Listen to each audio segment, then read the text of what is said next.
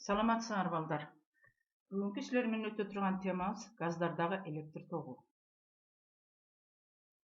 Бүгүнкү сабагыбыздын максаты биз бүгүн газдагы электр тогу жана электрондук түшүнүктөрдүн негизинде газ разрядынын жаратылышы менен таанышабыз.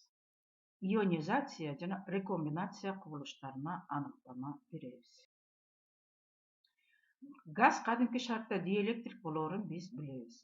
Себеби газ нейтралдуу атомдордон туруп, эркин заряддалган бөлүкчөлөр жок. Газ электр тогун өткөрүш үчүн анын атомдорун ионизациялоо керек. Башкача айтканда, атомдон электронду жулуп алуу үчүн атомго кандайдыр бир энергия берүү талап кылынат. Газдын молекулаларынан электрондорду жулуп алуу кубулушу ионизация деп аталат. Ионизациялоо энергиясы төмөнкү кубулуштардын эсебинен жүрөт. Күчтүү ысытуу, сырткы нурлануу, буга рентгендик жана радиоактивдүүлүк кирет, жана кубаттуу электр талаасы. Эми балдар бул жерден карасаңар, нурлануу менен ионизациялоо кандай жүрөрүн силер менен карайбыз. Мына газдын ионизациянын эсебинен газдын молекулалары экиге бөлүндү. Эркин электрондор терс заряддалган жана оң заряддалган иондор.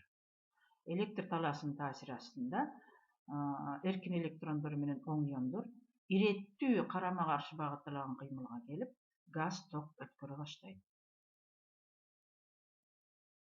Демек балдар, газдардагы электр тогу оң иондордун жана эркин электрондордун иреттүү багытталган кыймылынан жаралат. Ионизатордун таасири токтогондо эркин электрондор менен оң иондордун кайрадан нейтралдуу атомдорго биригүү процесси башталат. Бул кубулуш рекомбинация деп аталат. Мына карагыла балдар, ионизатор токтоду, кайрадан биригүү процесси, рекомбинация процесси башталды.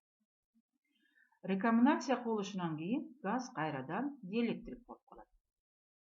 Демек, газдардагы электр тогу сырткы ионизациялоочу факторго көз каранды. Эми ионизациянын түрлөрү менен таанышабыз. Электр талаасы менен ионизациялоо, термоионизация, фотоионизация жана уруу ионизация. Эгер мектепте болгондо биз мындай төмөнкүдөй эң жөнөкөй тажрыйба жүргүзмөкпүз.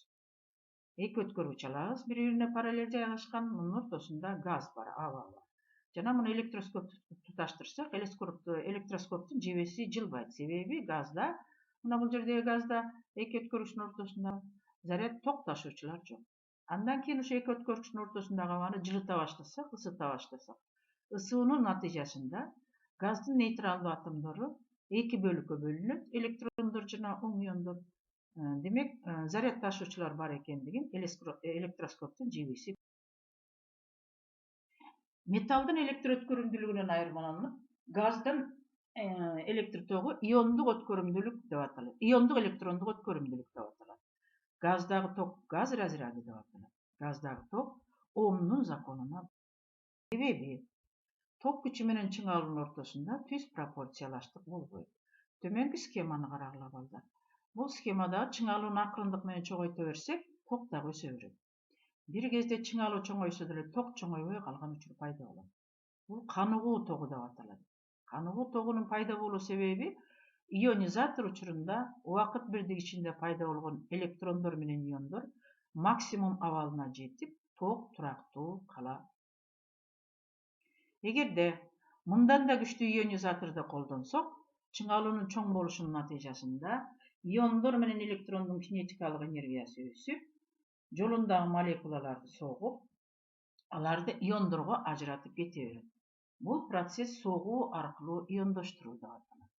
Бул кезде сырткы ионизаторсуз эле газда ток пайда болот. Ионизаторсуз газда пайда болгон ток өз алдынча газ разряды деп аталат. Шуну менен биз бүгүнкү темабызды бүттүк.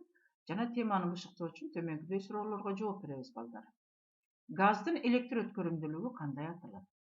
Металдын электр өткөрүмдүүлүгүнөн айырмасы эмнеде? Газ кандай учурда ток өткөрүүчү боло алат? Ионизация кубулушу деген эмне? Жана анын кандай түрлөрү бар? Рекомбинация кубулушу кандайча жүрөт? Жана бул учурда газ кандай касиетке ээ? Kanıgуу тогу кандай пайда болот? Өз алдынча разряд деген эмне? Турмушта өз алдынча разрядты кезиктирүүгө болобу? Андан кийин балдар силерге үйгө тапшырма. Үй тапшырма силер китебиңер боюнча параграф 76-ны таанышып окуп чыккыла. Ал эми кайталоо болсо термодинамиканын 2-законун берем жана бул тема боюнча төмөнкүдөй маселени чыгарууга берем.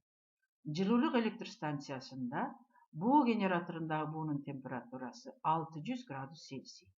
Муздаткычка түшкөн дарыя суусунун температурасы 20 градус Цельсий болсо, буу генераторунун пайдалуу аракет коэффициентин эсептегиле.